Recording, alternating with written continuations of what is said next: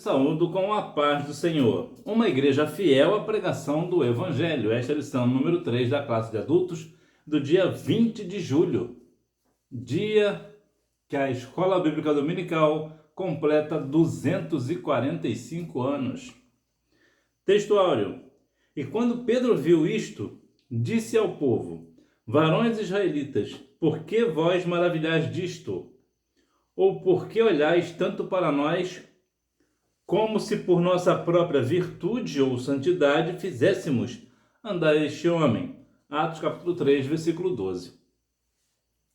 É muito importante deixar claro que por mais que um homem, uma mulher, viva uma vida de santidade, essa pessoa jamais é capaz de fazer acontecer um milagre. O que acontece é que, dependendo da santidade da pessoa, Deus usa essa pessoa para fazer um milagre. Em outras palavras, o milagre é unicamente feito pelo Senhor. Todo milagre é feito por Deus, é operado por Deus e não pelo homem. O homem é um canal que Deus usa, é uma pessoa que Deus usa para fazer um milagre. Haja vista que isso aqui é uma comparação aqui bem pesada aqui para nós, só para a gente dar uma noção. No norte, Deus abriu a boca de uma jumenta para falar a Balaão. Ora, se Deus chega a esse ponto de usar uma jumenta, ou seja, ele usa quem ele quer. Eu conheço um caso que aconteceu numa cidade, lá no Rio de Janeiro, cidade de Nilópolis. Há muitos anos, Deus usou a boca de um demônio para falar a uma pessoa, porque Deus usa quem ele quer. Agora, na questão do milagre, quando Deus vai fazer um milagre, ele vai usar uma pessoa. É claro que, dependendo do caso, Deus pode até usar uma pessoa que não está com uma vida de santidade. Pode até acontecer, até pode ser. Por quê? Porque ele é Deus, ele usa quem ele quer. Agora, independente se a pessoa vive em santidade ou não, e Deus usa essa pessoa para operar um milagre, 2 pontos aqui são cruciais. O primeiro é que Deus, ou melhor, essa pessoa não tem nenhum mérito por ter acontecido aquele milagre, porque foi Deus quem operou. E um outro caso importante não é porque Deus usou essa pessoa que isso é sinônimo que essa pessoa esteja salva. Não é porque Deus operou um milagre através de uma pessoa que essa pessoa esteja salva. Verdade prática. A verdadeira pregação bíblica consiste em dar testemunho de Cristo no poder do Espírito Santo. Quando vemos uma pregação bíblica, isso aqui precisa ter muita coerência e precisamos ter maturidade para compreender este negócio. Nós só conseguimos dar testemunho no poder do Espírito. E eu vou falar para você na lição de hoje o porquê. Introdução. Uma igreja verdadeiramente uma igreja verdadeira valoriza a mensagem das Escrituras e coloca Jesus no centro de tudo o que ensina. Nós vivemos hoje um evangelho que muitas vezes não parece ser o evangelho. Por quê? Porque de fato não é. Muitas vezes a igreja prega muitas coisas menos a Cristo crucificado e ressuscitado ao terceiro dia. O que eu quero dizer é: uma igreja verdadeira, ela sempre colocará Jesus no centro. Jesus sempre será a pessoa pela qual será adorada.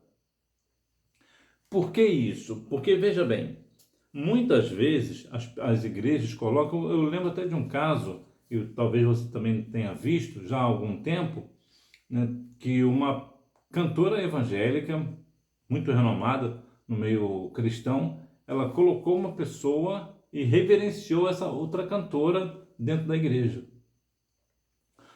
E falou palavras pelas quais era um tipo de adoração. Ficou claro que era um tipo de adoração que ela estava prestando àquela outra cantora. O que eu quero dizer?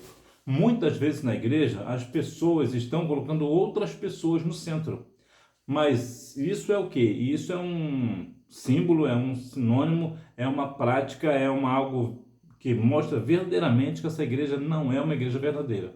Isso aí é uma prova probatória de que realmente aquela igreja não é uma igreja bíblica, não é uma igreja verdadeira. Muitas igrejas hoje no Brasil, por exemplo, colocam o pastor no centro. tudo é o pastor quem disse, vamos fazer isso para o pastor, vamos isso e vamos aquilo. Eu não vou aqui dizer que nós não devemos honrar o pastor. O pastor é um presente de Deus para a igreja. Entretanto, o pastor também não deve ficar no centro da igreja. Ele não é o centro das atenções, por mais santo que ele tenha, que ele seja na sua vida. O Senhor Jesus, ele é o centro da adoração. A ele toda a honra, glória, louvor e adoração. Então a igreja não deve, em hipótese nenhuma, colocar uma outra pessoa no centro que não seja o Senhor Jesus. Se uma igreja faz isso, é porque não é uma igreja verdadeira, né? Uma igreja bíblica, ela sempre pregará no poder do Espírito Santo, falando sempre na pessoa de Cristo. A igreja que prega as Escrituras revelam Deus. A igreja deve pregar as Escrituras, pois elas revelam Deus. É muito interessante, como eu já havia falado, que muitas vezes as igrejas pregam sobre muita coisa, menos sobre a palavra. Já tive a ocasião de ir em algumas igrejas pelas quais nem a Bíblia eles leem, e eu fico completamente perdido quando não há uma leitura. Como é possível prestar um culto ao Senhor se nós não temos uma base bíblica para nos apoiar naquele culto? Para meditar, para refletir, para pedir ao Senhor de acordo com a palavra que foi lida. É importante que nós venhamos compreender algo extremamente simples. Um professor de matemática tem o livro de matemática como a sua ferramenta de trabalho. Da mesma forma, um professor de português ou de química, ou seja, de qual matéria for. E o crente, qual é a matéria de trabalho dele? É a Bíblia. Então, uma igreja que não prega a palavra, como é que o povo como o povo vai conhecer a Deus? Deus só é conhecido através da sua palavra. É impossível uma pessoa conhecer a Deus se não conhecer a sua palavra. Eu achei muito interessante, há alguns anos, foi no dia 1º de dezembro de 1994, um escritor, ele foi na minha escola. Eu era garoto e tal. E algumas coisas do livro, eu lembro do livro Anjos no Aquário. E nós não entendíamos muitas coisas naquele livro. E naquele dia, aquele autor, ele veio na escola e nos deu algum parecer, ele começou a falar e nós começamos a perguntar sobre o livro dele, por que isso e por que aquilo, ele foi explicando e vimos que tudo fazia sentido. O que eu quero dizer para você? Quando nós vamos estudar a Bíblia, nós devemos ter o autor do nosso lado para ele nos explicar. Quem é o autor? É o Senhor. Então, quando nós vamos estudar a palavra, antes de pregar, por exemplo, ou de dar um estudo, ou você que é professor da Escola Bíblica Dominical, você precisa fazer isso também, eu sei que você faz. O que nós fazemos? Nós oramos e pedimos a direção ao autor. Senhor, por que isso, por que aquilo? Por que eu tenho que falar isso, ou por que eu tenho que falar aquilo? O que eu tenho que mostrar para a sua palavra, para a sua igreja? Porque uma igreja, uma pessoa, né, uma igreja, num sentido geral aqui, que não prega a palavra, Deus não irá se revelar. E aqui cabe uma questão muito curiosa, que é o seguinte: Deus, nós o conhecemos através da sua palavra. E a melhor forma de conhecer a sua palavra é conhecendo o Senhor. Então se complementam. Nós precisamos conhecer a palavra para assim conhecer ao Senhor, como nos diz Oséias 6,3. Conheçamos e prossigamos em conhecer ao Senhor. Então nós devemos continuar vivendo a nossa vida pautada pela palavra. A palavra do Senhor é a verdade, João 17,17. Então nós devemos continuar firmes no propósito de estar numa igreja que prega a palavra. Se alguém está numa igreja que não prega a palavra, o melhor a se fazer é sair dessa igreja, porque não é uma igreja bíblica, portanto, não é uma igreja da parte do Senhor. As Escrituras testemunham de Jesus. As Escrituras apontam para Cristo. Jesus disse que as Escrituras davam testemunho dele. Mais uma vez, o Senhor Jesus. Jesus, ele é o centro da Bíblia. Ele é o ponto principal. Ele é o assunto principal da palavra. Então, as Escrituras, elas vão testemunhar exatamente sobre a sua existência, sobre a sua vida, o seu nascimento, toda a sua vida, o seu ministério, a sua morte, a sua ressurreição, a sua ascensão aos céus.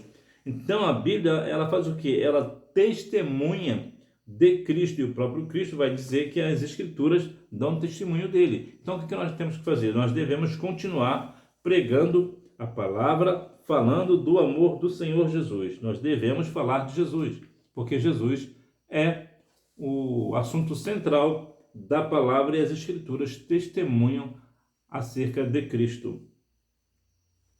As Escrituras confrontam o pecado. A verdadeira pregação também mostra o problema do pecado e o confronta. E aqui cabe o grande problema, né? Vamos assim dizer. Né? Por que eu digo problema? É por isso que muitas pessoas não aceitam a Cristo como Salvador. Por quê? Porque a Bíblia ela é contra o pecado, ela desvenda o pecado, ela mostra que eu sou uma pessoa pecadora, que eu sou um pecador. Então, e a Bíblia ela vai me confrontar. E eu não quero ser confrontado. De modo geral, ninguém gosta de ser confrontado, ninguém gosta de ouvir que está errado. E o que a Bíblia faz é exatamente isso. Todas as vezes que eu abro a Bíblia, eu vejo que eu sou um pecador e que eu estou errado. Entretanto, é importante salientar o seguinte, que é o mais importante do que isso. O que é? É que todas as vezes que eu abro a Bíblia e vejo que eu sou um pecador, nessa mesma Bíblia também tem Cristo, que é o meu Salvador. O Senhor Jesus, ele transforma o meu caráter. A palavra de Deus muda o caráter das pessoas. Né? Veja, por exemplo, Zaqueu, lá em Lucas 19:8, vai nos falar acerca de como ele teve a sua vida mudada. Olha, eu dou a metade dos meus bens aos pobres, e se alguma coisa eu defraudei alguém, eu vou devolver 4 vezes mais. Isso aqui é uma questão muito interessante aqui, muito importante, que por que 4 vezes mais? Por que não 2 vezes, né? O que já seria de bom tamanho, né? É porque 4 vezes é a lei. Segundo a lei, né, a Bíblia nos orienta, lá no Antigo Testamento, e quando uma pessoa roubasse, por exemplo, uma ovelha, deveria restituir 4. Então Zaqueu ele estava falando mediante a lei, então ele estava completamente correto. Realmente, se ele defraudou alguém, ele tinha que devolver 4 vezes mais. E aqui cabe uma outra questão, uma outra observação sobre Zaqueu. Isso prova que todo o patrimônio que ele possuía não era fruto de roubo. Porque se assim fosse, como ele daria metade dos bens aos pobres e todas as pessoas que ele roubou devolveria 4 vezes mais? Ele não teria dinheiro para isso. Então é possível que Zaqueu, uma vez ou outra, tivesse algum ilícito, algum enriquecimento ilícito, né? Como dizem os políticos, né? Os políticos, quando dizem isso, é porque quer dizer que a pessoa roubou, né? Então eles não falam que alguém roubou, eles falam que teve enriquecimento ilícito. Então é possível que Zaqueu teve um enriquecimento ilícito uma vez ou outra, mas ele não viveu a vida dele toda assim, todo o patrimônio dele não foi assim.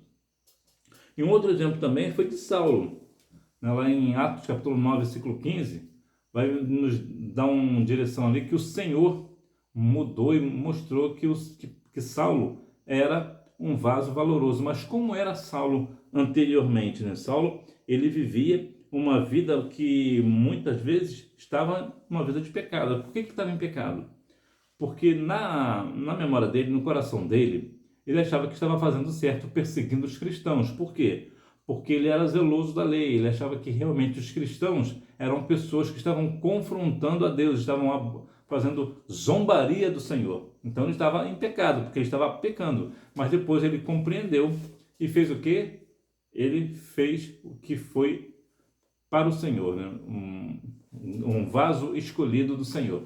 E uma outra questão também que eu já falei aqui algumas vezes, mas é bom lembrar, de repente você está chegando aqui agora, Saulo não teve o nome mudado para Paulo, ele tinha os 2 nomes, tá? Atos capítulo 13, versículo 9, ele tinha os 2 nomes.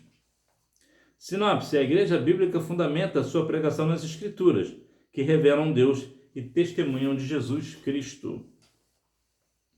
A Igreja prega no poder do Espírito Santo. O Espírito capacita o mensageiro. Não podemos nos esquecer de que Pedro estava cheio do Espírito Santo quando pregou a mensagem registrada em Atos 3. Eu gosto muito dessa passagem por causa de uma palavra que Pedro diz, que ele diz: olhe para nós. Eu acho isso de uma profundidade muito grande, porque para você chegar para alguém e dizer assim, olhe para mim, você precisa estar com a vida muito no altar. Você precisa ser muito seguro daquilo que você está dizendo. Por quê? Porque Pedro falou, olhe para nós. Está lá no versículo Atos 3, versículo 4. Olhe para nós. Por quê? Porque nós temos algo para te dar. Nós não temos nem ouro nem prata, porque isso aí é só dinheiro, né? Como diz o outro, não é só dinheiro. Nós temos algo muito maior do que esse negócio. E aquele homem deve ter pensado, que se esse homem não, se esses homens não têm nem ouro nem prata para me dar, o que eles têm para me oferecer? Eu só quero ouro e prata. Aí olha que a questão, levanta-te e anda. Então veja aqui, só para resumir, né? Então veja aqui que há uma questão muito interessante de ser exemplo. Eu preciso ser exemplo. Lá em Mateus, né, capítulo 5, versículo 13, fala sobre o sal da terra, né? Vós sois o sal da terra. Veja que Jesus não fala que nós temos que ser o sal da terra. Ele diz que nós somos o sal da terra. Então, como é que eu, como sal, tenho me comportado? Eu sou um sal verdadeiramente ou eu sou um sal insípido, aquele sal que não tem sabor e é jogado aos homens para ser pisado? O sal, ele trata de temperança, trata de um monte de coisa, de conservação e tantas outras coisas. É claro que a gente não pode ser sal grosso, né? Porque sal grosso só vive na carne, né? Só vive no churrasco e viver na carne não é de Deus. Mas veja que há uma questão interessante que o Espírito, ele capacita o mensageiro. Porque, não é o mais importante o mensageiro? Não. É a mensagem. Eu vou te dar um exemplo bem prático. É muito provável que você receba cartas e encomendas pelo correio. Aí eu te pergunto, você sabe o nome do carteiro? Não, dificilmente eu sei o nome do meu carteiro. Ele sempre faz entrega aqui, então criou-se até um vínculo de amizade de tanto que ele faz entrega aqui em casa. Então veja que, de modo geral, as pessoas não sabem o nome do carteiro. Por quê? Porque o importante não é o carteiro, não é o mensageiro, é o que ele traz, é a mensagem. Assim também é o Espírito Santo para com o mensageiro. O importante não é o mensageiro, o importante é a mensagem que o mensageiro traz. E essa mensagem ela é cheia do Espírito Santo, e é isso que muda toda a vida. Então Pedro ele estava cheio do Espírito. Eu já falei aqui em outras vezes, eu vou continuar falando porque eu acho isso muito importante. É muito importante a pessoa ser cheia do Espírito Santo. E ser cheio do Espírito Santo é diferente de ser batizado. Nós devemos viver uma vida, claro, busca do batismo com o Espírito Santo, devemos continuar buscando. Você não é batizado? Continue buscando, que o Senhor vai te batizar com o Espírito Santo. Então veja que observe que o Pedro estava cheio do Espírito. A pessoa que é cheia do Espírito, ela não tem medo. A pessoa que é cheia do Espírito, ela é ousada, ela não tem medo. Por que que ela não tem medo? Porque é o Espírito que impulsiona ela. Ela está no Espírito, ela vive no Espírito. Então é o Espírito que leva. É o Espírito que toma atitude por ela, é o Espírito que impulsiona. Então a pessoa, quando é cheia do Espírito, o que ela faz? Ela faz tudo que o Espírito manda. Mas a pessoa que é batizada com o Espírito Santo nem sempre age assim. Às vezes ela é só batizada com o Espírito Santo mesmo e não dá lugar. Né? Fixa os olhos.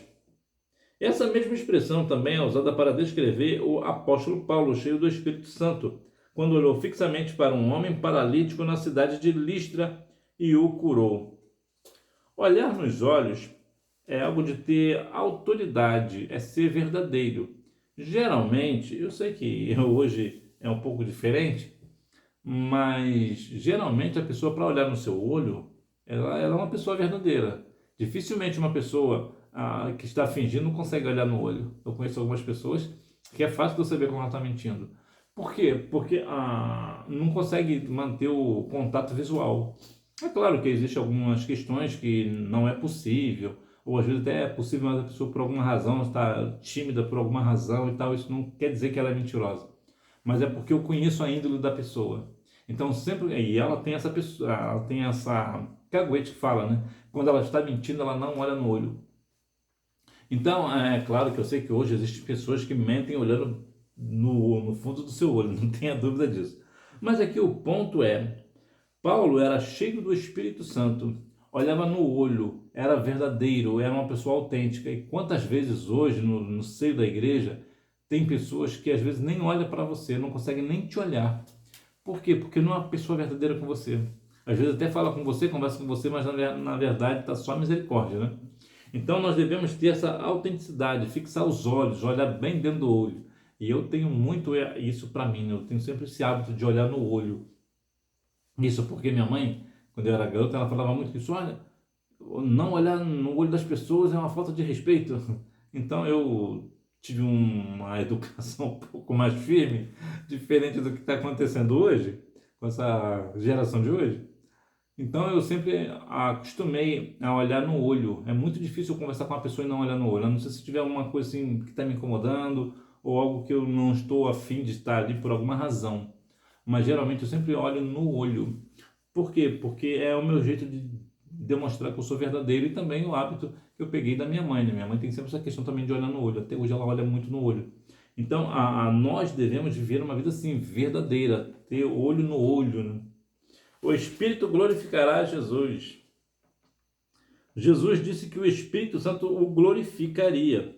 O Espírito nunca chama a atenção para si mesmo, mas sempre aponta para Cristo. Já viu lá em João 16:8? Que diz que o Espírito Santo convence o homem do pecado, o mundo, né, do pecado, da justiça e do juízo. Então ele aponta para quem nesse ponto? Para Cristo. Por quê? Porque o Senhor Jesus é Ele que vai nos confrontar com o pecado.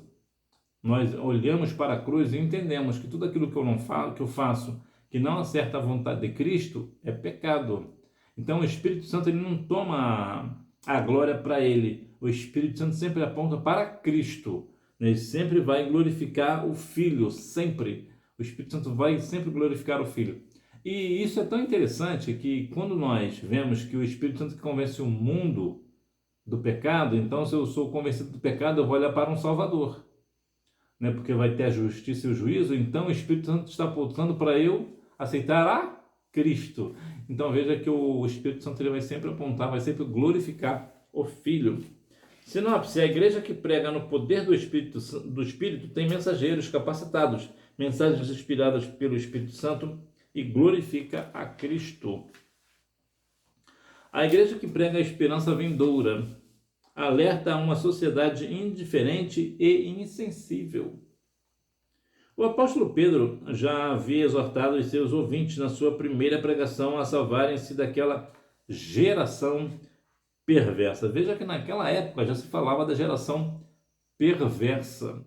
E a Bíblia nos traz alguns relatos de pessoas extremamente, só misericórdia, extremamente perversas, como o caso, por exemplo, de Sodoma e Gomorra, né?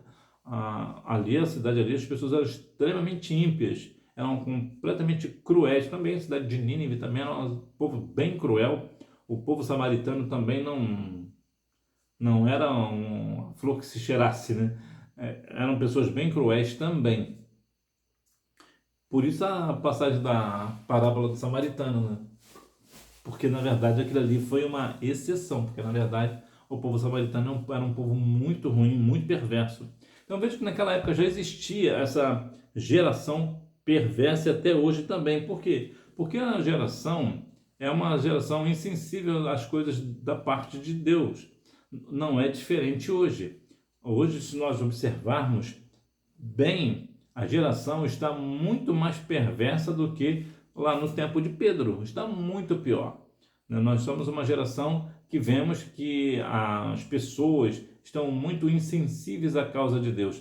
É incrível o quanto nós tiramos, né? Eu falo nós aqui para colocar todo mundo no balaio. Eu sei que existem exceções, mas só para ficar claro, que veja que quantas vezes eu lembro, por exemplo, quando eu era garoto e minha mãe fazia as compras. Então, quando chegava as compras, minha mãe tinha hábito, né, de orar as compras. Até hoje minha mãe faz isso. Ela ora as compras. Você conhece mais alguém que faz isso? Aí eu vou mais além. Culto doméstico. Minha mãe sempre fazia uns cultos domésticos.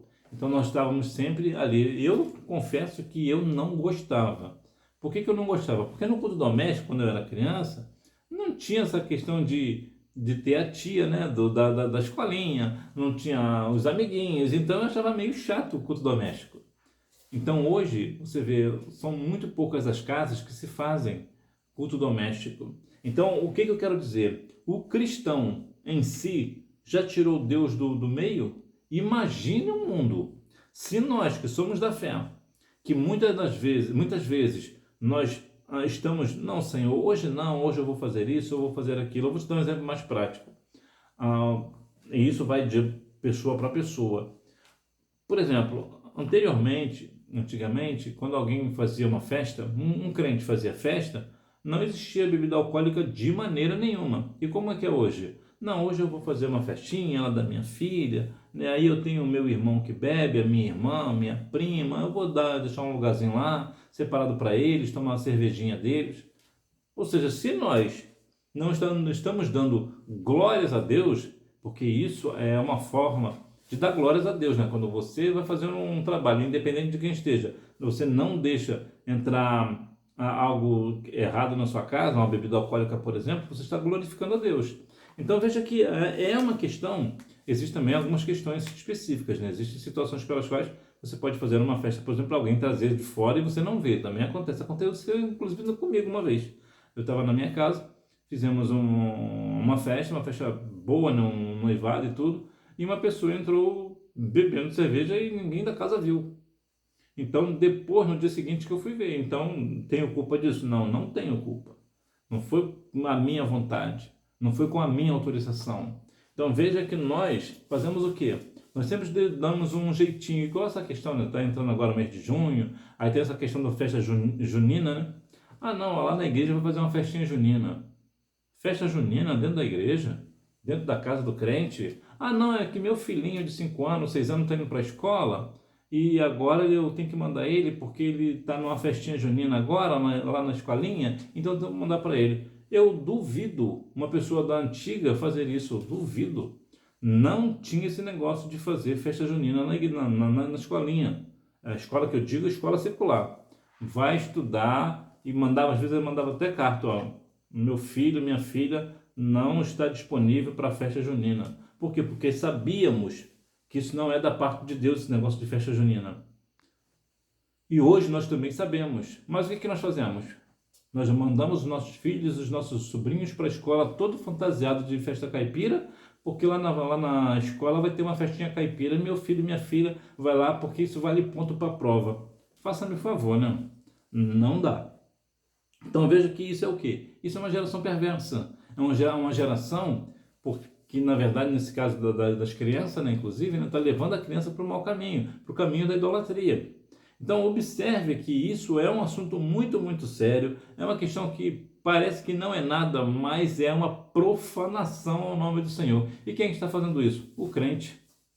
Então veja que o crente também entra nessa questão de ser perverso. Caim, por exemplo, tinha um coração perverso, né? Parecia que era da parte de Deus, mas tinha um coração perverso. Então, nós devemos observar esse negócio e não fazer tais práticas.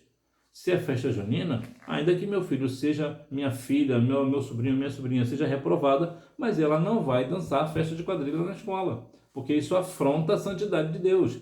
Isso é contra a vontade de Deus. Então veja que eu estou dando só alguns exemplos, mas tem muitos outros.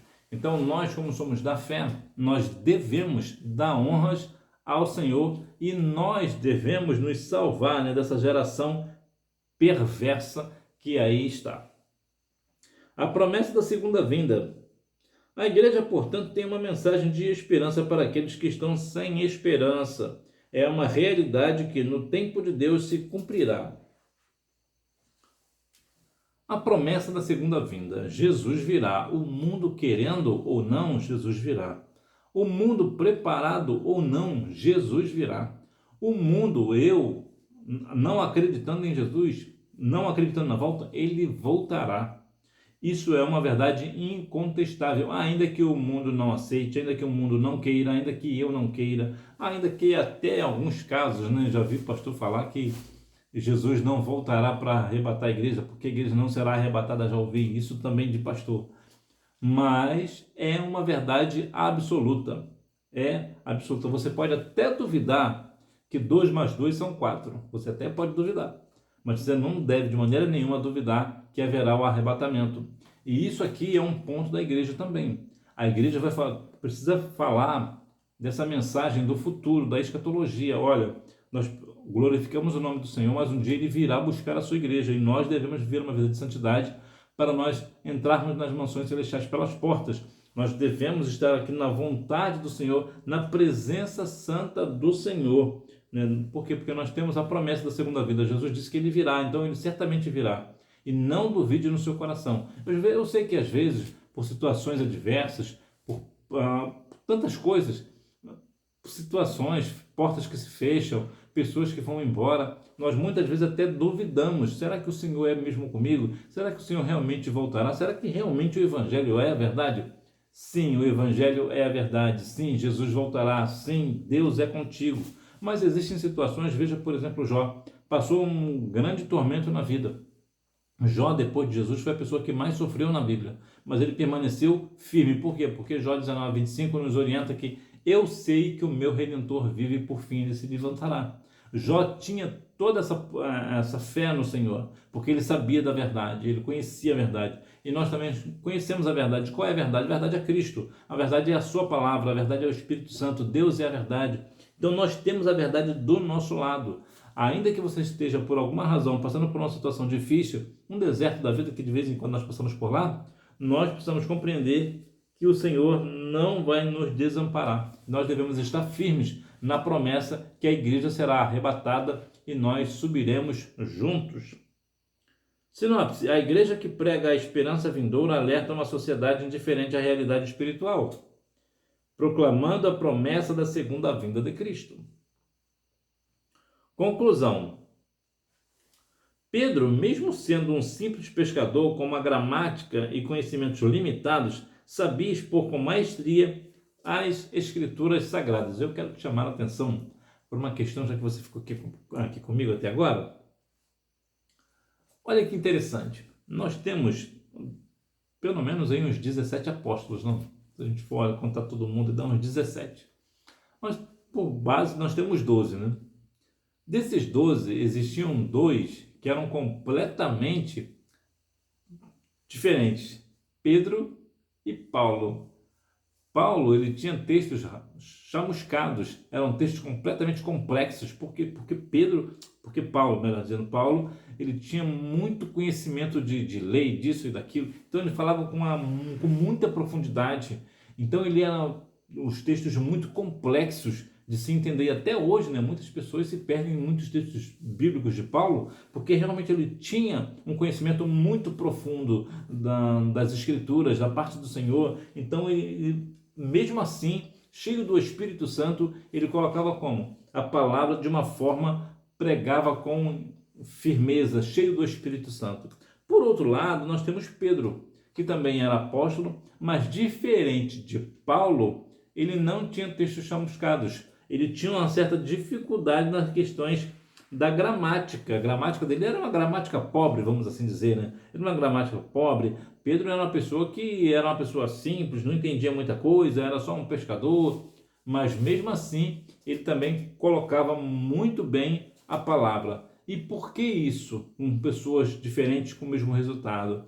Porque ambos eram cheios do Espírito Santo. Eu quero dizer para você que o importante não é aquilo que você escreve, talvez, ou aquilo que você lê. O importante é você ser cheio do Espírito. E isso que é importante. É claro que se você puder ter um texto chamuscado, melhor, né? Um texto muito complexo, né? Que você seja uma pessoa muito inteligente, melhor. Mas como é que você vai falar para um povo simples se você é muito complexo no falar, no escrever, na sua literatura? Agora veja que lá no início, quando eu falei que Saulo foi chamado pelo Senhor Jesus, e ele não teve nome trocado, veja que ele foi um vaso escolhido para falar a quem? Aos reis. Como é que você fala com o rei? De forma simples? Não, tu tem que ter uma literatura mais cheia, né? Você tem que ter um vocabulário muito mais vasto para falar com o rei, com nobres. Pedro não. Pedro era povão. Então Pedro povão, então ele não precisava ter autoconhecimento disso ou daquilo, até porque o público dele principal não iria entender praticamente nada. Então é importante nós observarmos que tanto Paulo, que tinha um vocabulário muito vasto, como Pedro, que era mais simples, Deus usava da mesma forma. Por quê? Porque o importante na nossa vida não é aquilo que eu sei, não é o meu conhecimento gramatical. É bom ter, claro que é bom ter, mas isso não é o ponto. O ponto é o quê? É o ser cheio do Espírito Santo. Nós devemos viver uma vida cheia do Espírito Santo, buscar a presença do Senhor. Eu conheço pessoas, por exemplo, irmãs do ciclo de oração, que não sabem nem ler e nem escrever, porque não teve a oportunidade na vida, mas são cheias do Espírito Santo, batizadas com o Espírito Santo e cheias do Espírito. E tem muito conhecimento bíblico mesmo sem saber ler. Então veja que coisa extraordinária. Então Deus usa quem Ele quer no propósito que Ele quiser. Agora, eu preciso ser cheio do Espírito para que o Senhor venha me usar.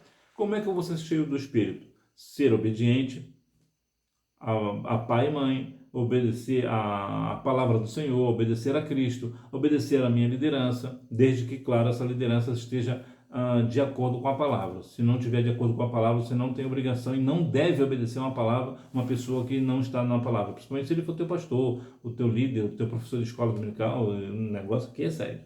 Então veja que é extremamente importante que nós venhamos ter um conhecimento gramatical, conhecer as letras, né, como diz o outro, mas isso não é o mais importante. Eu já falei aqui outras vezes, o conhecimento sobre Deus não é o mais importante. O mais importante é a comunhão com Ele. Porque com comunhão você chega a qualquer lugar. Porque você tem comunhão com o Pai. Agora, se uma pessoa tem muito conhecimento de Deus, o ateu tem muito conhecimento sobre Deus. Ele sabe da palavra, só que ele não crê. Ele não tem comunhão com o dono da palavra. Então ele vai para a perdição eterna, com todo o conhecimento que tem. Agora, quem tem comunhão, não. Quem tem comunhão, independente se tem conhecimento ou não, vai para as mansões celestiais. Então veja que o importante é o que está dentro de nós, que é o Espírito Santo. E você é uma pessoa cheia do Espírito Santo. Ainda que você não seja batizado com o Espírito Santo, mas você é uma pessoa cheia do Espírito Santo. Você obedece seu pastor, você obedece pai e mãe, você ouve a palavra do Senhor, você lê a palavra do Senhor, você jejua, você busca ao Senhor de todo o seu coração. Então isso faz com que você seja uma pessoa cheia do Espírito Santo. E é uma pessoa cheia do Espírito Santo, é uma pessoa obediente, uma pessoa que faz as coisas com ousadia, com coragem. E é isso que é o seu caso. Revisando o conteúdo. Número 1. A pregação do apóstolo Pedro é baseada nas Escrituras. O apóstolo usou trechos das Escrituras para fundamentar a sua pregação. Número 2. A pregação de Pedro invocou o testemunho das Escrituras para mostrar que a rejeição de Jesus e sua morte não foram por acaso, mas já havia sido preditas pelos antigos profetas. Número 3. A expressão fixar os olhos é usada para descrever o apóstolo em momentos de revelação, conhecimento ou atenção especial, geralmente ligados a acontecimentos divinos ou milagrosos, mostrando que Pedro não apenas estava capacitado para curar, mas também ungido para pregar. Número 4. Podemos identificar uma pregação não bíblica quando ela tira o foco de Cristo e coloca o homem no centro, não passando de um discurso humano. Número 5. A insensibilidade espiritual é a marca daqueles que não conhecem a Deus. A questão do discurso sem o Espírito Santo, ele é só um discurso humano. Ele não passa disso. Então nós devemos, nas nossas pregações, colocar fogo nas nossas pregações.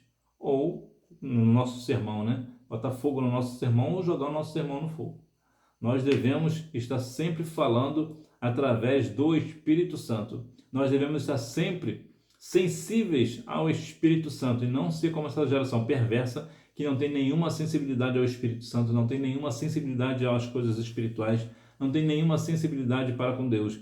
Então nós somos diferentes, nós somos pessoas que verdadeiramente buscamos ao Senhor de todo o nosso coração e por isso nós vamos continuar sendo cheios do Espírito Santo. Que Deus continue abençoando a sua vida. Fica na paz.